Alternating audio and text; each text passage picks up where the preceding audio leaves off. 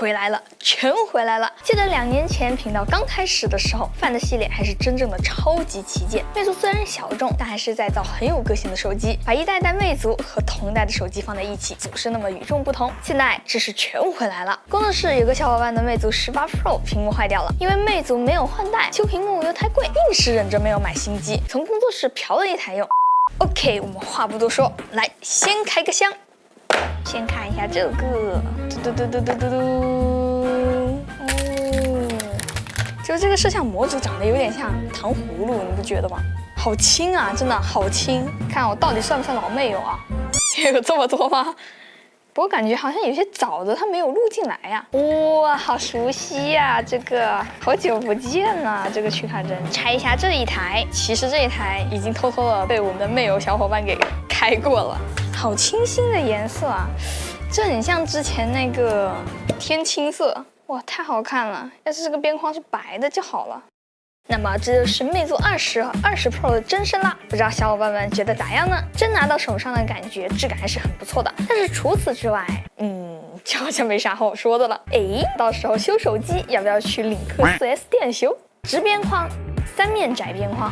挖孔屏，看来魅族做了这么多苹果配件，终于还是没有忍住做了个 Apple。老实说，我觉得这代魅族的特点并没有很突出，除了环闪，多少还能看得出来一点魅族的味道。其他方面只是中规中矩，还是上一代的18 Pro 好看点。理解万岁！发布会前有个事情还闹得蛮凶的，我也好奇的看了看，这是结果。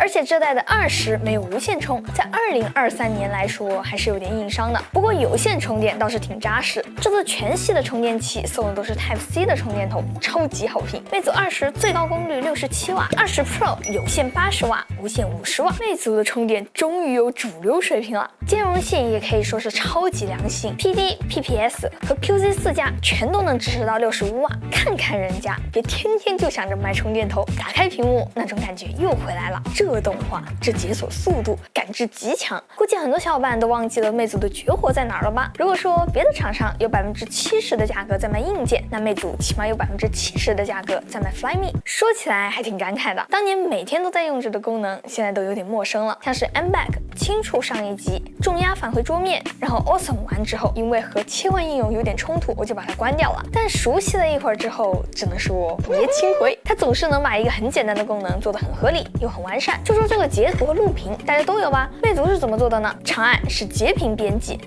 短按是直接截屏。这下面的3个按钮很清晰，长截屏、分享和删除就非常顺手。如果长截屏之后想要编辑的话，拉一下上面，再滑动一下，这时候右下角就会显示整个图片的预览，直接保存就是编辑完的样子。更离谱的是，魅族还做了个功能叫完美状态栏，这个功能可得要说说了。只要打开，你看我截一张图，有没有发现有什么区别？就是我截出来这个图永远都是满电满信号的一个状态栏。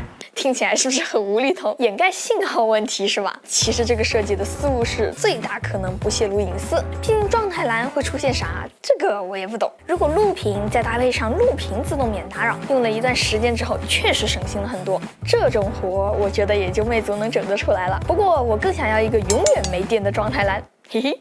和几年前不一样，现在只要是台手机，小窗模式基本就是标配。但是魅族小窗最不一样的地方就是它是真的有用。现在很多手机的小窗，其实我更愿意称之为主动小窗，如果想用就要手动打开。而魅族的小窗就更加被动一些，它在该出现的时候自己就会出现。比如说要跳转到设置里面开关的时候，别家是直接切换过去，甭管你横屏、竖屏、全屏，通通跳转。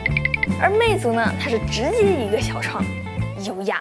来通知的时候呢，最显眼的按钮也是非常直接的提醒你，别忘了还有这个功能。打开后，下面还能显示联系人，随便切换。分享自动弹出的小窗，免去了切换应用的割裂感。右下角呼出就非常适合那种偶尔需要用一下的东西。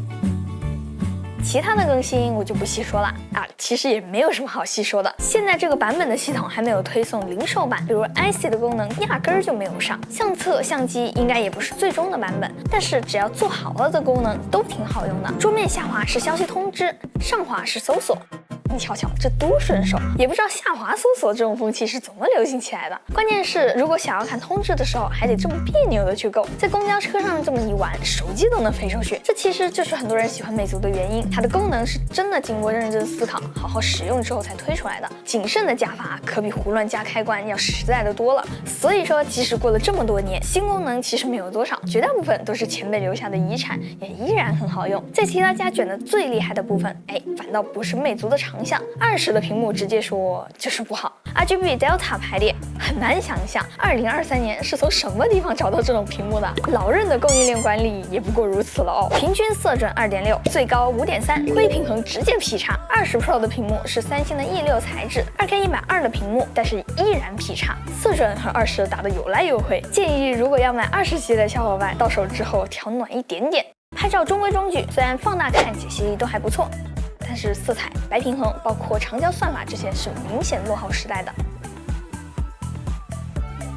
20 Pro 的拍照想要日常用是没有问题，就别想着有多优秀了。而且我觉得这个相机应该还得进行几次大更新，默认进去 HDR 是关闭的，又不是1英寸，还不至于这样。切换摄像头的时候也没有做动画衔接，体验不是特别好。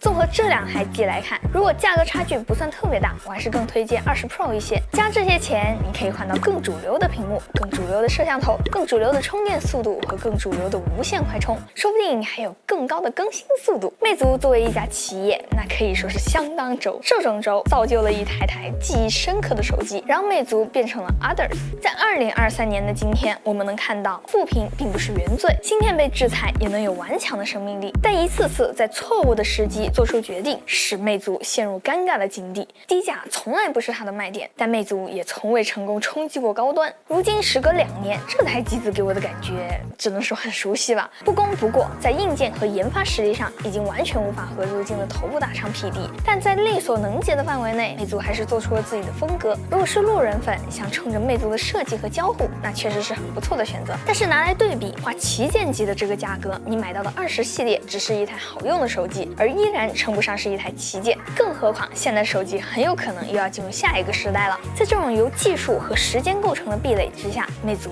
会不会又一次掉队？希望不会吧。好了，那么以上就是本期视频的所有内容啦。如果这期视频还有一点意思的话，记得给我点赞、3连关注哦，这对我来说非常重要。那么我是Tilly，咱们下期再见吧，拜拜。